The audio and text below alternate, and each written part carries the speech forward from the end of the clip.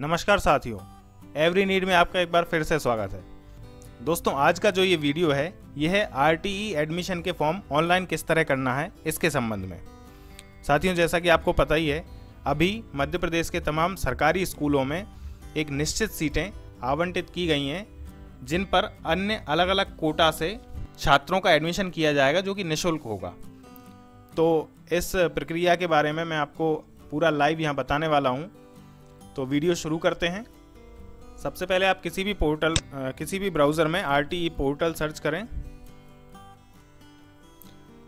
ये पहली जो आपको लिंक दिख रही है rteportal.mp.gov.in, इस पर जाएं। यहाँ आपको इस तरह का इंटरफेस दिखेगा। यहाँ आरटीई एडमिशन में आपको क्लिक करना है। जैसे ही आरटीई एडमिशन पे आप क्लिक करेंगे, ये नया पोर्टल आपको इस तरह दिखेगा। इसमें आपको नीचे स्क्रॉल करते जाना है। यहाँ पर तमाम ऑप्शंस आपको दिख रहे हैं। इसमें यदि आप एक पालक हैं या आप एक कंप्यूटर सेंटर संचालक हैं, आपको इस प्रक्रिया के बारे में और जानकारी अन्य जानकारी चाहिए तो आप इन ऑप्शंस में जाके जानकारी प्राप्त कर सकते हैं। जिस स्कूल में बच्चे का दाखिला करवाने के लिए हमें ये प्रक्रिया ऑनलाइन करनी है, उन स्कूलों के बारे में उनका आईडी नंबर जानने के लिए यहाँ इन ऑप्शंस में जा सकते हैं। इसके अलावा आवेदन प्रक्रिया से संबंधित तमाम ऑप्शन आपको यहाँ दिए गए हैं, जिसमें आवंटन पत्र डाउनलोड करना हो या आवेदन संख्या खोजना हो, आवेदन की पावती निकालना हो, उसकी स्थिति ट्रैक करना हो, ये सारी चीज़ें आप यहाँ से कर सकते हैं। इसमें आप यदि चाहें तो जानकारी यहाँ से ले सकते हैं, अन्यथा आपको ये एक जो ऑप्शन है आरटीई कोटा के अंतर्गत ऑनलाइन लॉटरी में सम्मिलित स्कूल, इसकी आवश्यकता आपको अवश्य पड़ेगी यहाँ। चूँकि करना क्या है, हमें आवेदन करना है आरटीई जो स्कीम है उसके तहत। हमारे बच्चे का एडमिशन किस स्कूल में होगा, इसका चुनाव लॉटरी के जरिए होगा। हमें इसमें करना क्या है, कुछ स्कूलों का चयन करना है कि हम किन विद्यालयों में अपने बच्चे का एडमिशन करवाना चाहते हैं। तो आप 2-3-4 स्कूल उसमें भर सकते हैं। स्कूल भरने के लिए आपको उसका स्कूल का आईडी नंबर चाहिए पड़ेगा, स्कूल कोड एक होता है वो चाहिए पड़ेगा। तो उसके लिए आपको यहाँ इस ऑप्शन में जाना होगा। यहाँ आप जाएं, अपने ज़िले का चयन करें, ब्लॉक का चयन करें, ये कैप्चा आप फिल करें और स्कूल की सूची देखे पे जैसे ही आप क्लिक करेंगे तो एक पूरी सूची यहाँ आपके सामने ओपन हो जाएगी। ये इसमें आप कंट्रोल F करके या यहाँ से सीधा सर्च करके आप अपने विद्यालय का नाम देख सकते हैं। ये एक से ज़्यादा पेजेस में भी आ सकती है, तो प्रत्येक पेज में आपको ये देखना होगा आपके विद्यालय जो आप विद्यालय चाहते हैं उस विद्यालय वो कौन से पेज में है, ये आपको देखना होगा। और यहाँ ये जो स्कूल की आईडी लिखी हुई है, इसमें से आपको स्कूल की आईडी को नोट कर लेना है। जितने भी विद्यालय आप चुनना चाहते हैं उन स्कूलों की आईडी आप यहाँ नोट करके रख लें। इसको जब हम फॉर्म भरेंगे तब इसकी आवश्यकता हमको पड़ेगी। तो चलिए ऑनलाइन प्रक्रिया शुरू करते हैं। यहाँ आवेदन पंजीयन में आपको जाना है।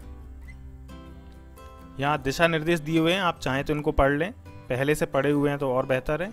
आगे बढ़ने पे क्लिक करना है। यहाँ हमें मोबाइल नंबर दर्ज करना है। मोबाइल नंबर दर्ज करते समय इस बात का ध्यान रखें, मोबाइल नंबर वही हो जो पालक हमेशा अपने साथ रखते हों, उसको चालू रहता हो वो। क्योंकि जब यहाँ से ऑनलाइन आवेदन कर देंगे उसके बाद जहाँ सत्यापन केंद्र पे आपको पालकों को भेजना है, वहाँ पर उसी मोबाइल पर पुनः एक OTP प्राप्त होगा। और आगे भी पूरी प्रक्रिया करने के लिए कहीं ना कहीं OTP की आवश्यकता पड़ेगी। तो चालू मोबाइल नंबर आप यहाँ दर्ज करें। जैसे ही आप यहाँ मोबाइल नंबर डाल देंगे, उसके बाद कैप्चा डालने के बाद आपके मोबाइल नंबर पर OTP सेंड होगा एक। यहाँ मोबाइल नंबर डालें, पुनः मोबाइल नंबर डालें, उसके बाद कैप्चा फिल करें और मोबाइल पर OTP प्राप्त करने हेतु क्लिक करें। जैसे ही आप यहाँ क्लिक करेंगे तो आपके मोबाइल पर एक OTP सेंड होगा। ये OTP भेज दिया गया है। अब आपका जो OTP है वो यहाँ दर्ज करके सबमिट OTP अब आपको क्लिक करना है। ये OTP यहाँ मैंने दर्ज कर दी है। अब सबमिट OTP पर आपको क्लिक करना है। ये नंबर वैलिडेट हो गया है। इसके बाद आपके पास जो अगला ऑप्शन आएगा ये आएगा आधार नंबर दर्ज करने का। साथियों, इसमें एक चीज़ विशेष ध्यान रखना है, पिछले वर्ष तक जो भी आरटीई का ऑनलाइन आवेदन करना होता था उसमें ये अनिवार्य नहीं था कि आपके जो बच्चा है जिसका एडमिशन किया जाना है उसके आधार कार्ड में मोबाइल नंबर दर्ज हो, ये आवश्यक नहीं था। लेकिन इस बार प्रक्रिया eKYC की थ्रू हो रही है, तो या तो आपको OTP के जरिए eKYC करना होगा या फिर बायोमेट्रिक के जरिए। अब यहाँ समस्या क्या है, जिन बच्चों का एडमिशन हमको करना है उनकी अधिकतम आयु 7 वर्ष तक है। और आपको पता ही होगा कि 5 वर्ष तक जिन बच्चों के आधार कार्ड बनते हैं उनमें फिंगरप्रिंट लिए ही नहीं जाते, कैप्चर ही नहीं किए जाते, तो उनका बायोमेट्रिक के जरिए ई-केवाईसी करना संभव नहीं है। ऐसी स्थिति में अधिकतर बच्चों का हमें ई-केवाईसी ओटीपी के जरिए करना होगा। बल्कि एक तरह से कहे तो सभी बच्चों का ई-केवाईसी ओटीपी के जरिए ही करना होगा, क्योंकि जो 6 या 7 साल के भी जो बच्चे होंगे उनके बायोमेट्रिक इस तरह डेवलप नहीं हुए होंगे कि वो बायोमेट्रिक के जरिए ऑथेंटिकेट हम कर सकें।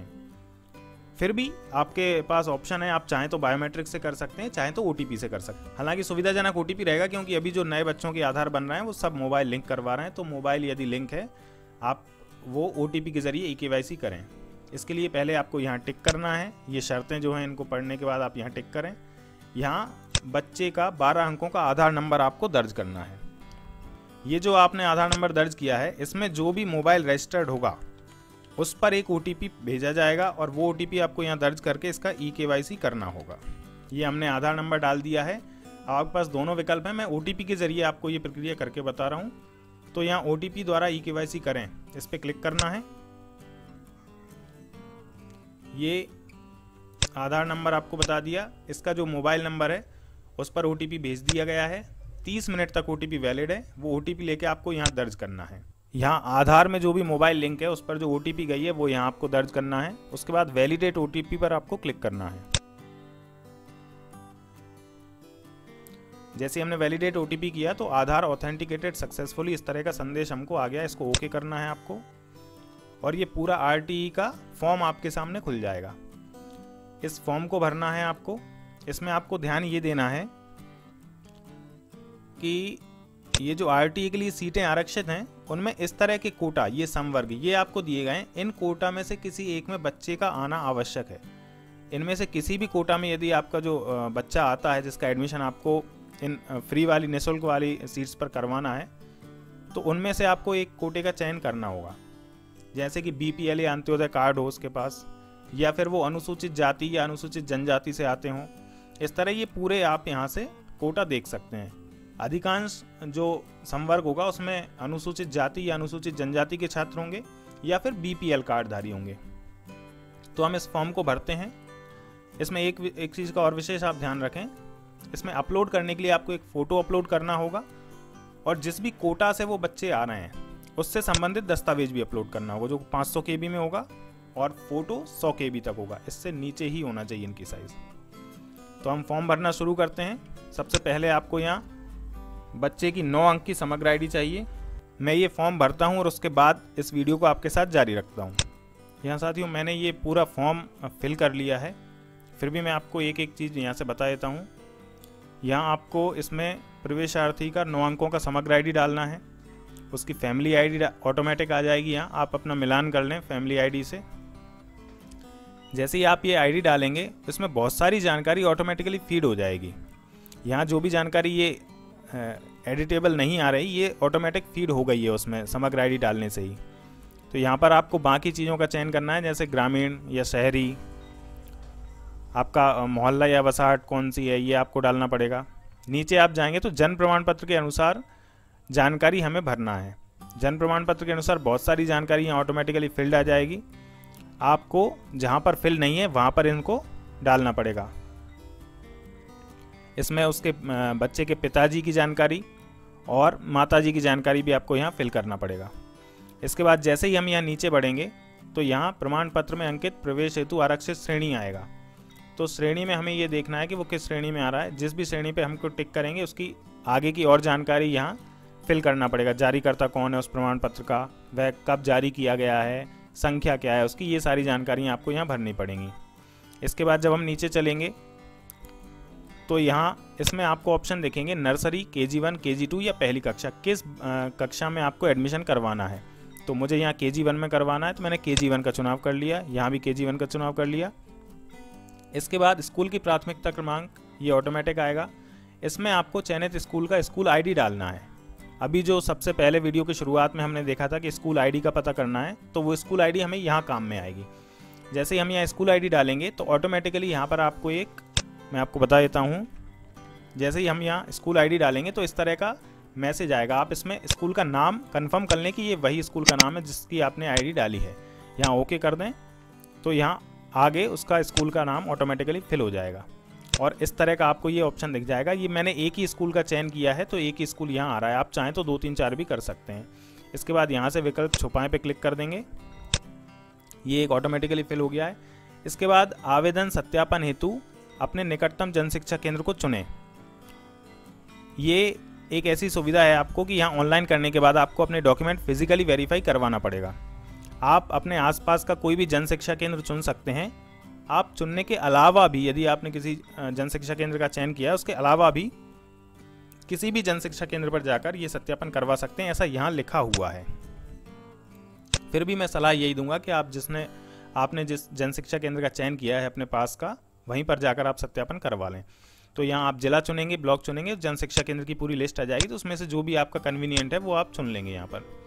इसके बाद यहाँ फ़ोटो अपलोड करना है, चूज़ फाइल पे जाके फ़ोटो अपलोड करेंगे, जो भी एडमिशन कोटा से संबंधित दस्तावेज है वो अपलोड करेंगे। इसके बाद यहाँ आपको कैप्चा फिल कर देना है और उसके बाद आपको यहाँ सेव करना है। जैसे ही आप सेव करेंगे आपके पास ये एक ऑप्शन आ जाएगा, सक्सेस, आपका ये पंजीयन क्रमांक हो चुका है। उसके बाद अगला ऑप्शन आपके सामने इस तरह खुलेगा, इसमें आप आवेदन की प्रिंट निकाल सकते हैं। ये ऑटोमेटिक आएगा ऑप्शन, जैसे ही आप सेव करेंगे तो ये ऑप्शन ऑटोमेटिक आ जाएगा। आप चाहें तो यहाँ से प्रिंट निकाल लें या चाहें तो बाद में भी निकाल सकते हैं। आप एप्लीकेशन आईडी नोट कर लें। फिर भी हम यहाँ एप्लीकेशन आईडी फिल आ रही है तो यहीं से अपना प्रिंट हम निकाल लेते हैं।